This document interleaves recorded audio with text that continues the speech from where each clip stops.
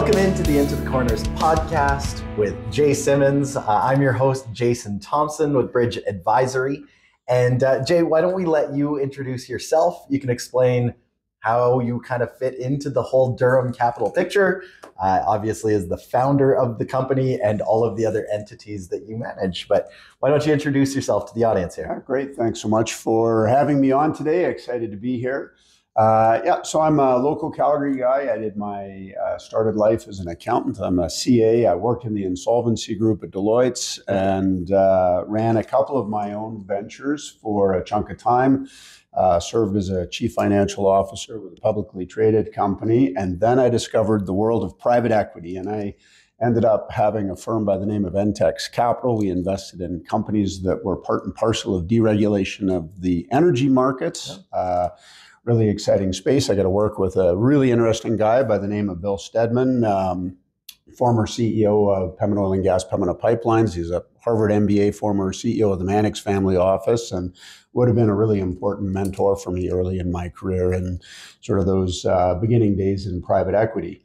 And then from there, I ended up doing a bunch of my own deals that got me investing my own capital, and I'd have some of the other family offices come in and participate with me, and that model worked really well until I sort of spent a lot of my own money, and I needed other capital to come along, and so we started raising capital in the markets at that stage of the game, and participating with more retail type investors. That's great. So that's my background. I did my ICD somewhere along the way there as well. I'm a big proponent of quality governance. Yep. I think it's an important thing to have in organizations as soon as you get other people's money involved. So, for sure. Yeah. No, that's great. And that was the founding of Durum Capital, was the creation of this capital raising entity. Yeah,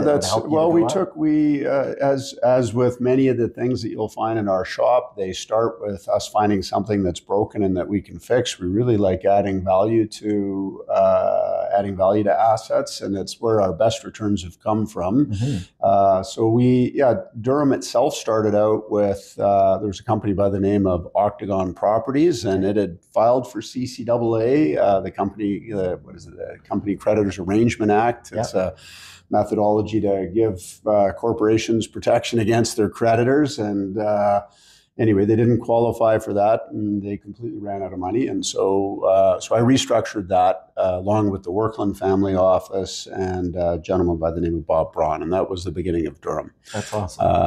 So that was a lot of fun. Yeah. So where did the name Durum come from?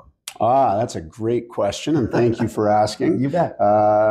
So years ago, there was a syndicator firm by the name of Platinum Equities that had gone out and raised, I think, about $140 million for doing real estate transactions. Yeah. And really, actually, it was right back when we were starting Durum, and I looked at that and tried to fix it, and it was unfixable. And really what was broken with it was the governance model. Yeah. Management was spending money in all kinds of ways that were not appropriate, and I don't think any board would have approved. And at the same time, I had in-house counsel who did pro bono work for people, and she ended up taking on this lady who it's a very sad story. It's a tragic story. Her husband and one of her 3 kids have been killed in a car accident. Oh. She was left with a couple $1 million of insurance money, and a stay-home mom. Very important dollars for her. And so she tucked those away in safe, secure real estate investments, which unfortunately was with Platinum Equities. And so Platinum was it was a glitzy firm. The CEO drove a Bentley and on down the line. And so I was restructuring this other group of properties with Octagon Properties, and trying to think of what I was going to call this thing as I drove back from Fernie in through the wheat fields, and just popped into my head. I said to my wife, "What do you think of the name Durum? Durum Capital?" She says, "Oh, I like that," which is I got an agreement from my wife, so that's good. Yeah, that's an important first step. And the more research I did on this word Durum, the more I loved it. The settlers, when they came out west, realized that conventional wheat wouldn't grow, so they had to go back and essentially redesign wheat, and they came up with what is called durum wheat. And durum is Latin for durable, tough, resilient, all that stuff. And so so it's local.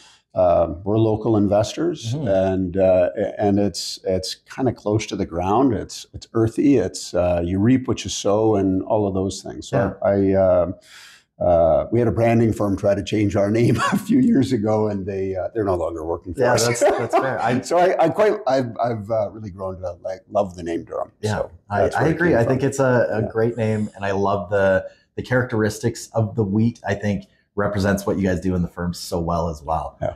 And moving on to another name, we've called the podcast Into the Corners. Into the Corners. Now, this is, again, kind of something that you guys regularly talk about here in the office as you're talking through projects. And explain the meaning, the relevance of the term Into the Corners. Great. Well, another topic that I love to talk about.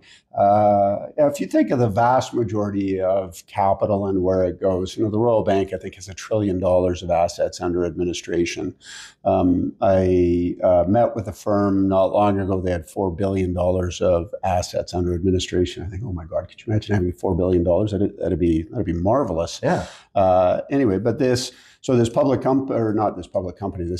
firm, $4 billion. They have a diversified portfolio of Canadian equities, and so they've got all kinds of smart research analysts. They go out and study the public markets and what they get involved in. But if you have $4 billion, which is a rounding error compared to what the Royal Bank has, 40 names is what they have in their portfolio. 40 names, so $4 billion divided by 40 is $100 million per investment that they have to deploy. So how big of a company do you have to have on the Toronto Stock Exchange to be able to put $100 million in and get it back out? You don't want to be more than 10% because you have to register essentially as an insider. Yeah. And so you probably need a $2 billion market cap or something like that. So there are 1,500 companies on the Toronto Stock Exchange. How many of those would have a $2 billion market cap or greater? Smaller number than that. And the answer is, last time I ran the numbers on it, it's and today it would be a much smaller number, I'm sure, because everything's come down. But there's 150 names that are left. Yeah. And so think of all the pension funds, the endowment funds, all the mutual funds, every investment management firm that's out there. They're really all scrapping over the top 200 public names that are out there. Yeah. And when you've got, 50 really smart people studying things all at the same time, where is the opportunity to make money on that, right? It's going to be priced to perfection. Yeah, they're all going to find the same opportunities if you're looking at the same. They do. Same pool, and so the statistics on it are pretty clear. It's 98%. Last time I looked at this statistic, 98% of active managers don't beat the index. Yep. And so that's kind of a tough way to spend your life, going out and trying to win a war that nobody else wins. Yeah. And so when we talk about getting into the corners, we're trying to get into positions and spots and do things that the vast majority of capital can't do. And so we look for opportunities where people are running in the opposite direction. I started at the beginning of this talking about my career starting in insolvency, and when things get in trouble, generally nobody else is there, right? And so it's complicated, and you have to do something around it. So instead of the shiniest apple in the basket that a lot of the public managers are looking for, they're looking for the best run companies on down the line. We're looking for spots where we can fix things. Yeah. And so with real estate, we're looking for that. We like buying buildings that have leaky roofs. We like buying buildings that have tenant problems. We like buying or getting involved in companies that are insolvent or just aren't working right, because then we can add some value to it. Yeah, and that's not just because you like stress and you want to take on other people's problems. You're looking for solutions and ways to create value. I wouldn't call that stressful. I call it fun. That's right? good. So I think other people call it stressful, and that's why it's lonely work. There's very, not often are we competing against others when we're actually moving forward with something. That's awesome. Yeah. So let's pivot then a little bit, because this whole podcast is going to be primarily focused on the industrial REIT that you've created. Yeah. So talking about opportunity and moving counter to the market and that sort of stuff, an industrial REIT isn't completely out in left field, but the way you've approached it is still pretty unique, I think. Mm-hmm. And your focus here in Western Canada has been sort of counterintuitive over the last decade or so. Do you want to explain, first of all, your rationale for creating an industrial REIT? What was the driving purpose behind creating an industrial REIT? So for me, when I had a unique upbringing, because my dad was a classic entrepreneur involved in lots of different businesses. Mm-hmm. And the one thing that he had in his world that I think was just a remarkable gift was a pipeline. He actually owned a pipeline that fed Syncrude its natural gas. Wow. And so come hell or high water, every month that thing, it's a little rate regulated utility. It'd give you a check every month. That's great. And then paired up next to that, he had a drilling company, and there is nothing that is more volatile than a drilling company. Sure. As energy prices ebb and flow and seasons change, and there's all kinds of moving parts on those things, and things break, and they're screaming and yelling all the time around the drilling business. Sure. And so the stability of a pipeline gave him the ability to do things like be in the drilling business and a whole bunch of other ventures that may not have been good ideas in all truthfulness, but it gave him that staying power. Yeah. And so early in my career, I had a bunch of sort of startup type entities that did a little work in sort of technology type ventures, especially in the deregulating power markets. There was all kinds of things that needed to be solved. And so we invested in things that they did turn out, but there was a lot of scary days around those things. Yeah. I remember having little kids at home thinking, I should really try to I wish I had a pipeline. Yeah. And anyway, those don't come along every day, but a big industrial building with a quality tenant in it, that's a pretty good deal. Yeah. Right? So the performance is kind of similar. You talked about every month there's a check that comes from the pipeline. There's a steady check that comes through. And so I purposefully went into real estate. I purposefully went into the industrial sector, not because it's sexy. Yeah. It's as far as you can get from that. But you have long-term leases. You compare and contrast it with like multifamily apartment buildings, which trade at very, very low yields, or shopping centers.